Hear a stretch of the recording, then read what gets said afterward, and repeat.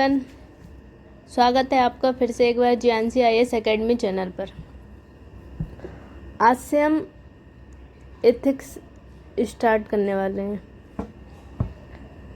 Ethics जो है हमें जीएस में हाई स्कोर दिलाता है। अभी हमें हाई स्कोर तो दिलाता ही है, लेकिन साथ में हमें एक बेहतर इंसान बनाता है, एक जिम्मेदार नागरिक बनाता है और एक संवेदनशील लोक सेवक बनने में मदद करता है। एथिक्स जो है वो सबसे ही यूनिक पेपर है, क्योंकि जीएस पेपर 1, 2, 3 ये जो पेपर हैं ये हमारा नॉलेज चेक करते हैं, लेकिन जो एथिक्स है ये आपका एप्टीट्यूड चेक करता है। ये देखता है कि as a leader, as a administrator आप किस तरह का निर्णय लेते हैं। आखिर आपका माइंड सेट क्या है, आप किसी चीज़ पर अपने व्यूज़ किस प्रकार रखते हैं, आपका जो आउटलुक है सोसाइटी के प्रति कैसा है, सोसाइटी के विभिन्न तबकों के प्रति कैसा है। एथिक्स का पेपर ये सब चेक करता है। ये जो पेपर है ये परखता है कि आप क्या सही और गलत के बीच अंतर कर सकते हैं। अगर कोई नैतिक संकट आ जाता है तो आप किस तरह का निर्णय लेंगे। क्या आप अपने संवैधानिक मूल्यों को समझते हैं, और अगर समझते हैं तो क्या आप उन पर अमल करते हैं या नहीं करते हैं। यूपीएससी का सिलेबस मैंने अपने Telegram channel GNC IAS academy पर डाल दिया है, आप वहाँ से देखकर एक बार पढ़ लेना। और सिलेबस का हमें पूरा आइडिया होना चाहिए, इसलिए सिलेबस को अच्छे से पढ़ना है ताकि हमारे माइंड में रहे। आज हम आंसर फॉर्मेट की बात करेंगे कि हम आंसर किस तरह से लिखें, और आंसर लिखें तो उसमें कैसा यूनिक करें कि उसमें हमें ज़्यादा से ज़्यादा नंबर मिले। तो सबसे पहली अप्रोच थ्योरी बेस्ड क्वेश्चन। इसमें हमें इंट्रोडक्शन में सरल परिभाषा देनी चाहिए। अगर इंटीग्रिटी है तो हमारे पास उसकी डेफिनेशन होनी चाहिए, सरल परिभाषा। लेकिन वो जो परिभाषा है वो अपनी बात को बहुत गहराई से व्यक्त करती हो, ऐसी परिभाषा होनी चाहिए। या फिर ऐसा भी हो सकता है कि जैसे इंटीग्रिटी की भाषा है किसी फेमस पर्सनालिटी ने दी हो या फिर किसी और ने दी हो, तो हम वो भी लिख सकते हैं। और जो समरी टाइप क्वेश्चन होते हैं उनमें हम क्वेश्चन का इंट्रो में थोड़ा सा सार भी दे सकते हैं अगर देना चाहें तो, लेकिन ये इतना ज़्यादा ज़रूरी होता नहीं है। सेकंड क्या कर सकते हैं हम, इसको रिपोर्ट या सिद्धांत मतलब डॉक्ट्राइन, इससे भी हम हमारे क्वेश्चन के इंट्रो को शुरू कर सकते हैं।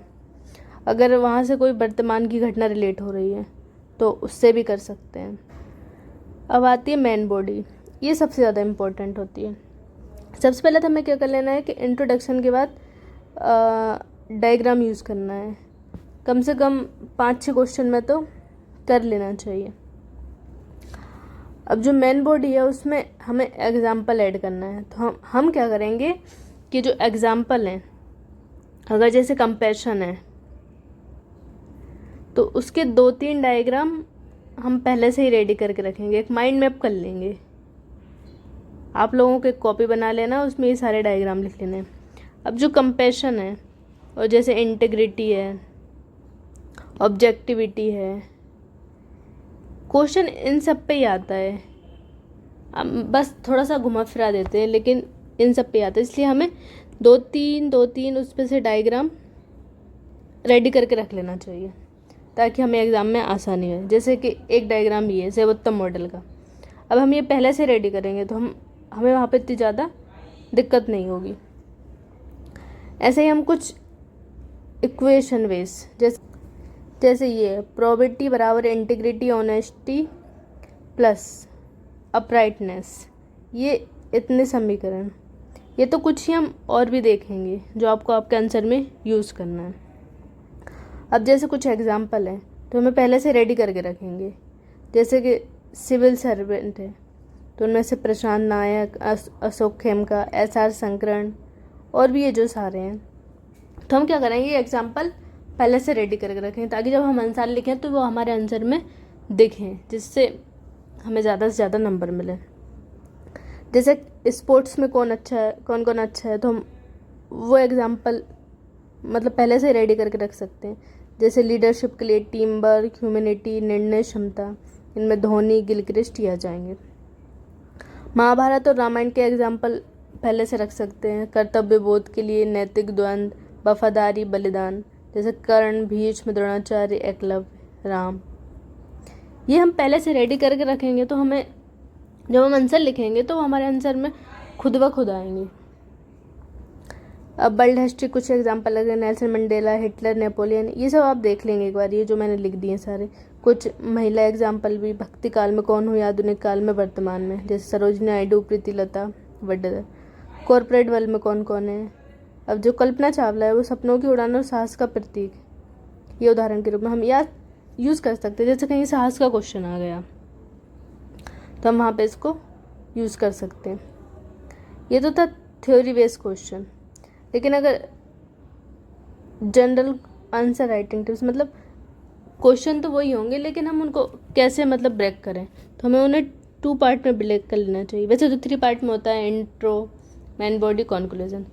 2 पार्ट का मतलब ये मेन बॉडी में अगर किसी क्वेश्चन में उसका महत्व पूछा है तो हम उसका महत्व लिखने के बाद हल्के से हिंट देकर हम बोल सकते हैं कि उसमें कुछ कुछ ऐसी समस्याएं, चुनौतियाँ विद्यमान है, तो वो एक आंसर ज़्यादा अच्छा आंसर माना जाएगा। उसमें हम एग्जाम्पल, थ्योरी, डॉक्ट्रिन, कोटेशन ये तो यूज़ ही करेंगे। एक्ट और UN कन्वेंशन का उपयोग भी करेंगे। जैसे बाल मानवाधिकार, बाल श्रम, लैंगिक समानता से संबंधित, ये कहाँ से ले सकते हैं हम, UN के कन्वेंशन से और एक्टों से ले सकते हैं। अब बात आती है कि हम निष्कर्ष में कैसे लिखें। निष्कर्ष में हमेशा एक प्रमुख कीवर्ड, सिद्धांत और रिपोर्ट का उद्धरण से समाप्त कर सकते हैं। इससे हमारा उत्तर बहुत ही प्रभावशाली और संपूर्ण और अच्छा हो जाएगा। निष्कर्ष जो है वो रचनात्मक, दूरदर्शी होना चाहिए, इससे हमें हाफ मार्क्स की बढ़त मिलेगी। और ये जो नंबर होता है हाफ, ये हमारे सिलेक्शन में बहुत बड़ी भूमिका निभाता है। UPSC में सिलेक्शन 1-1, 2-2 नंबर से भी रह जाता है, तो एक बहुत ही निर्णायक रहेगा हमारे सिलेक्शन में। अब जो कोटेशन बेस्ड क्वेश्चन होते हैं उसमें हम शुरुआत मतलब उससे रिलेटेड कोई सेम कोटेशन है तो उससे कर सकते हैं, लेकिन अगर किसी को जनरल करना है तो उसको एक्सप्लेन करके, उसका सार बता के, समरी बता के वैसे भी कर सकते हैं। और एंटीथेसिस मतलब विपरीत पक्ष, अगर किसी का पक्ष में कुछ है तो हम उसके विपक्ष में भी लिखेंगे, ये सेकंड पार्ट में उसको डाल सकते हैं। एग्जाम्पल मैंने आपको बता दिया, ये हमें अंक दिलाते हैं। अच्छे होने चाहिए, वास्तविक उदाहरण होने चाहिए।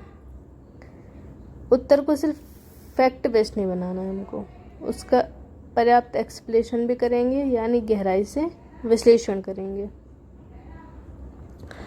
अब ये सब आपको समझ में आ गया होगा। ये PDF ही मैं अपने टेलीग्राम चैनल पर डाल दूँगी तो आप वहाँ जाके देख सकते हैं। लेकिन इससे पहले हमें क्या करना है, आजकल वैसे तो लोग डिजिटल नोट्स बनाते हैं, या तो आप अगर डिजिटल नोट्स बनाते हैं या कुछ लोग डायरी बना सकते हैं, तो उसमें हमें क्या करना है, जैसे कि कुछ फिलोसोफर हैं, कुछ कोटेशन है, कुछ एग्जाम्पल है। जैसे कि मैं कीवर्ड लेती हूँ इंटीग्रिटी, अगर इस पे बेस कोई कोटेशन है, किसी फिलोसोफर ने कुछ कहा है, कोई एग्जाम्पल है, तो उसमें इंटीग्रिटी हेडिंग डाला तो उसके नीचे हमें सारे एग्जाम्पल लिखते जाने। इससे क्या होगा कि वो हम बार बार पढ़ेंगे तो हमारे दिमाग में फिट हो जाएंगे, तो हमें एग्ज़ाम में यूज़ करने में ज़्यादा आसानी होगी।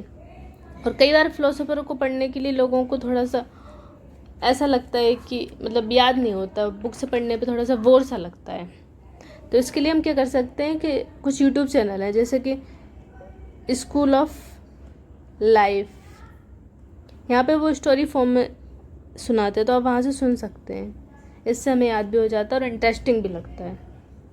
एक और आती है जस्ट अ सीरीज़, तो ये भी हम खाली टाइम में सुन सकते हैं, जस्ट अ सीरीज़। तो हम ये सब कर सकते हैं। उसके अलावा हमें कंडक्ट रूल पता होना चाहिए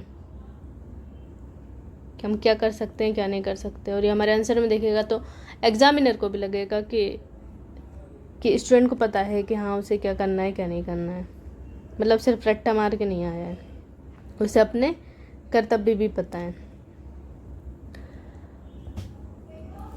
इसके अलावा कुछ टॉपिक हैं, जैसे कि सिटीजन चार्टर हुआ, आरटीआई हुआ।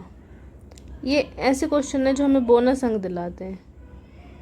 मतलब ये एग्ज़ाम में किसी न किसी रूप में प्रकटी हो जाते हैं, तो क्यों ना इनका पहले से एक अच्छा सा आंसर तैयार कर लिया जाए, करंट से रिलेट करके, एग्जाम्पल से रिलेट करके। तो ये हमें ज़्यादा नंबर दिला सकते हैं। जब हम पीवाईक्यू का एनालिसिस करेंगे तो हम देखेंगे कि कैसे थीम रिपीट होती है, उस तरीके से हम पढ़ेंगे। तो नेक्स्ट वीडियो से हम एथिक्स स्टार्ट कर देंगे। तब तक के लिए जय हिंद, स्वस्थ रहिए, मस्त रहिए, धन्यवाद।